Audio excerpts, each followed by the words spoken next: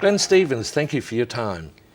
Brian, the eerily moving conversation we had about interest rates when I was in here last was a career highlight, and wild horses would not have prevented my attendance here today. I too am attempting to remain calm.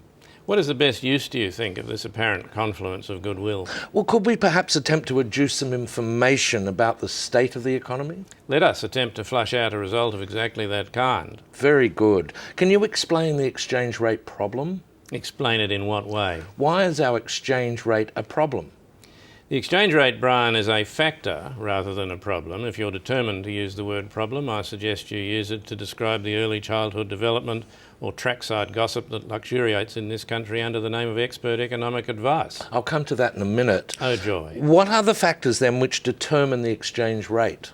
Well, the exchange rate affects our trading relationship, and therefore there are factors in our trading partners, Brian, but there are also factors internally, such as interest rates and inflation within the Australian model. So these variables move in relation to one another? They do, Brian, yes. If a country has high interest rates, it might attract a great deal of foreign capital seeking a good result. And that would drive up the value of the currency? It would, and it might have a poor effect on the mid to long-term prospects of that economy, in fact. And the foreign capital would leave? Indeed, it may well do. Now, you mentioned inflation. That was a mistake, Brian. You can cut that out in editing. Presumably there is speculation in the Australian currency, though?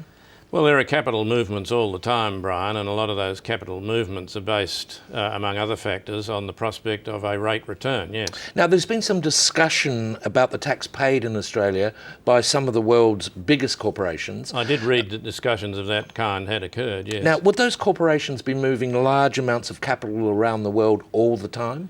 Brian, you would need to ask those corporations concerned.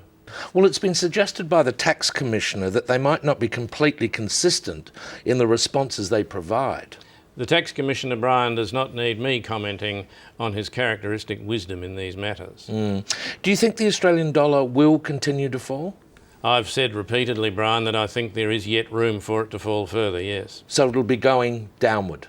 I believe the travel arrangements are in place, Brian, for a movement of that kind. Glenn Stevens, thank you for a fascinating discussion. I'm disappointed it had to finish at all, Brian, much less now.